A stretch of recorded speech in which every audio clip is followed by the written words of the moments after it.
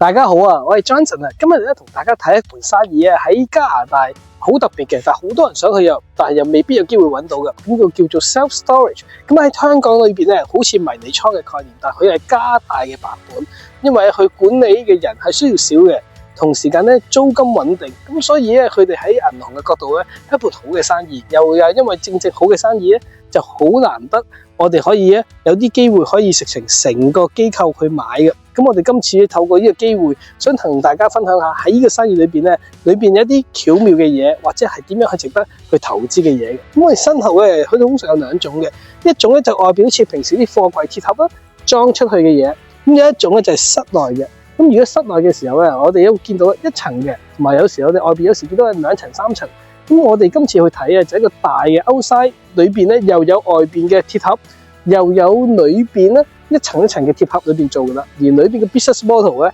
睇完成套片之後咧，原來真係一個好好嘅生意嚟嘅。咁我哋而家一齊睇片。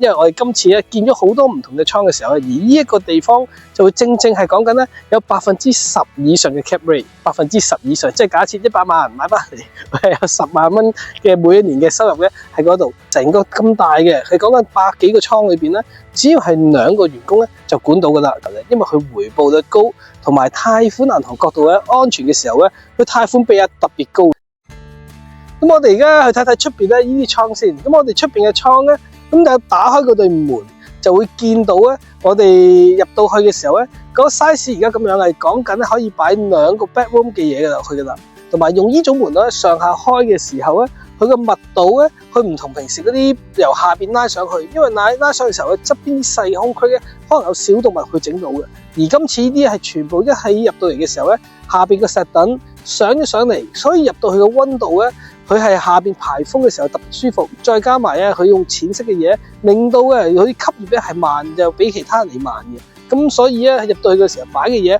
係簡單。咁我哋咧就會見到噶啦。如果呢啲好多時有啲人咧會擺咩咧？就我哋會擺啲 station 嘅嘢啦，擺文件啦，同埋咧我哋有時咧餐館啊嗰啲。咁而有呢一個其中一個大嘅客戶咧就擺 Renaissance 咧，佢係擺嗰啲平時嘅暖爐仔啊，同埋佢租咗喺佢裏邊嘅大嘅倉貼裏邊咧係可以直情係當個 office 咁樣，每件細嘅物件入嚟加工咗運出去，或者平時大 hot water tank嗰啲咧都擺喺度。